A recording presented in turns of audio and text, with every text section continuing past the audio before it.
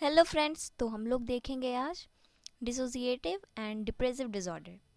तो पहले चलिए हम लोग देख लेते हैं डिसोसिएटिव डिसऑर्डर क्या है। डिसोसिएटिव डिसऑर्डर 3 टाइप्स के होते हैं।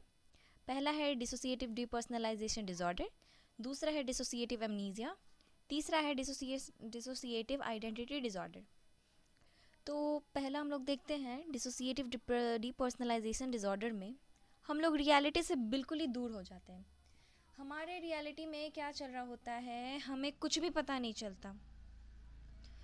हम किसी विचार में खोए रहते हैं और उससे जल्दी बाहर नहीं आ पाते हैं। ऐसा बार बार होता है। ऐसा अगर बार बार ज़्यादा देर तक हो रहा हो, बहुत दिनों के लिए बार बार ऐसा ही होता हो हमारे साथ, तो फिर इसे डिसोसिएटिव डिपर्सनलाइजेशन डिसऑर्डर कहते हैं। दूसरा है डिसोसिएटिव एमनीजिया।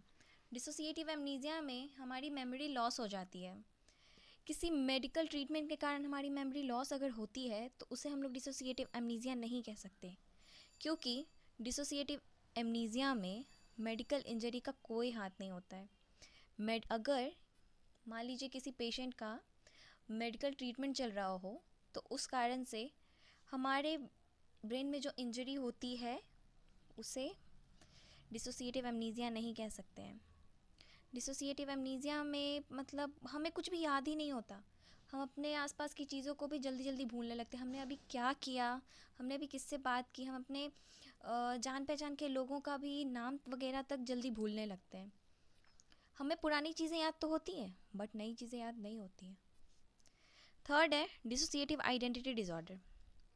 इसमें हम अपने अंदर मल्टीपल पर्सनैलिटी डेवलप करने लगते हैं। मतलब हम अपनी पहचान भूल जाते हैं। हमें ये नहीं पता होता है कि हम कौन हैं और हम दूसरे की तरह बिहेव करने लगते हैं। जैसे आजकल के तांत्रिक लोग कहते हैं कि हमारे अंदर आत्मा है, आत्मा प्रवेश कर गई है, इसके अंदर भूत आया है, देवी माँ आई है।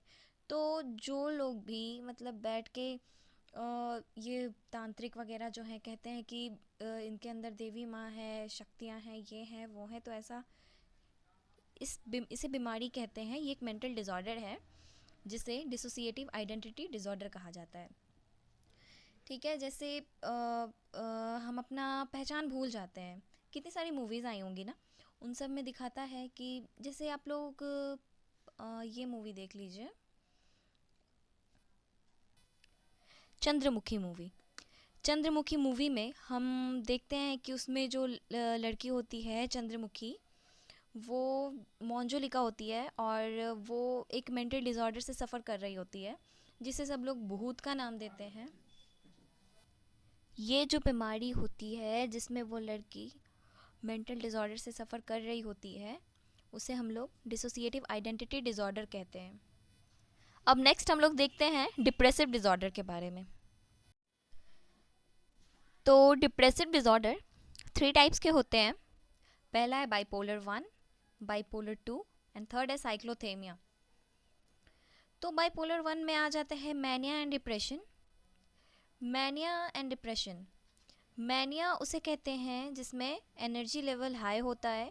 मतलब इंसान के अंदर बाइपोलर 1 डिसऑर्डर में ये होता है कि इंसान ओवर टॉकेटिव हो जाता है। मतलब उसकी एनर्जी लेवल कुछ ज़्यादा ही हाई हो जाती है। मतलब वो जो भी काम करता है उसमें पूरी अपनी एनर्जी लगा देता है। मतलब अगर वो बोलता है तो वो कुछ ज़्यादा ही बोलेगा, बोलता ही जाएगा, थकेगा नहीं। बिना थके हुए नॉन स्टॉप वो कुछ भी करता चला जाएगा। अगर उसे एक का मतलब कोई इंसान एक काम कर रहा है तो वो उसी काम को करता चला जाएगा, और वो भी पूरे जोश के साथ, और वो जल्दी थकेगा भी नहीं। ऐसे तो नॉर्मल इंसान थक जाते हैं बट वो थकेगा नहीं। और डिप्रेशन, डिप्रेशन में इंसान के अंदर ज़्यादा सैडनेस आ जाती है। मतलब वो उदास रहने लगता है, बेवजह ही उदास रहने लगता है। हो सकता है उसके हिस्ट्री में कुछ ऐसा हुआ हो जिसके कारण उसे डिप्रेशन में जाना पड़ गया हो, आई मीन डिप्रेशन में वो चला गया हो। तो डिप्रेशन में ऐसा ही होता है कि इंसान के अंदर सैडनेस कुछ ज़्यादा ही आ जाती है। सेकेंड है बाइपोलर 2। बाइपोलर 2 में हाइपोमैनिया आ जाता है। हाइपोमैनिया उसे कहते हैं जिसमें जैसे हम लोग बाइपोलर 1 में पढ़े, बाइपोलर 1 में हम लोगों ने पढ़ा जैसा डिप्रेशन होता है, इंसान सैड रहने लगता है, एनी टाइम सैड रहता है। किसी बातों से खुशी मिलती ही नहीं है, उसके अंदर एनर्जी की कमी हो जाती है। बाइपोलर 1 में तो ज़्यादा एनर्जी हो जाती है और बाइपोलर 2 में एनर्जी ही बहुत कम हो जाती है। और डिप्रेशन वैसा ही होता है जैसा बाइपोलर 1 में था, हमेशा सैडनेस होता है उसके अंदर। एंड थर्ड है साइक्लोथेमिया। साइक्लोथेमिया में भी हाइपोमैनिया होता है, उसमें भी इंसान डिप्रेशन में होता है, सैड रहने लगता है, लेकिन इसमें डिप्रेशन की थोड़ी कमी होती है। डिप्रेशन में तो होता है, लेकिन जैसा बाइपोलर 2 और बाइपोलर 1 में था, साइक्लोथेमिया में डिप्रेशन की थोड़ी सी कमी हो जाती है। और हाइपोमैनिया में मतलब जैसे हम लोगों ने मैनिया में देखा कि मैनिया में एनर्जी लेवल हाई हो जाती है, बहुत ज़्यादा बोलने लगता है इंसान, कोई भी काम को एकदम जोश के साथ करता है। लेकिन साइक्लोथेमिया में होता है हाइपोमैनिया। हाइपोमैनिया में ये होता है कि इंसान कम किसी चीज़ को करता है, उसके अंदर एनर्जी की कमी होती है, उसके अंदर कोई भी काम करने की क्षमता नहीं बचती है। उसे ऐसा लगता है कि मैं किसी काम के लायक नहीं हूँ, मैं कुछ नहीं कर सकता हूँ, मैं एकदम बेकार हूँ, उसे ऐसी फीलिंग आने लगती है।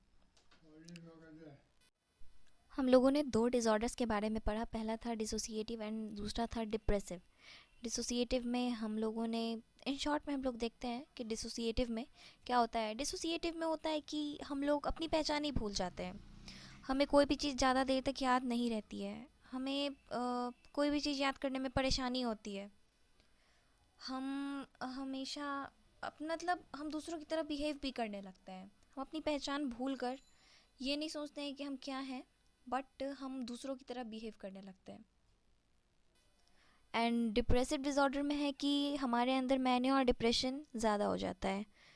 मैनिया तो हम लोगों ने देख लिया, मैनिया में एनर्जी लेवल हाई हो जाती है, कोई इंसान अगर थोड़ा बोलता है तो वो बहुत ज़्यादा ही बोलता है, नॉन स्टॉप बोलता ही जाता है, बिना थके बिना रुके बोलता ही जाता है।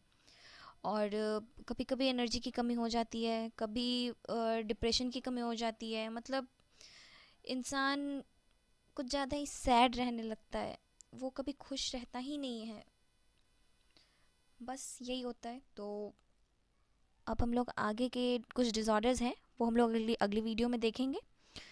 तो थैंक यू।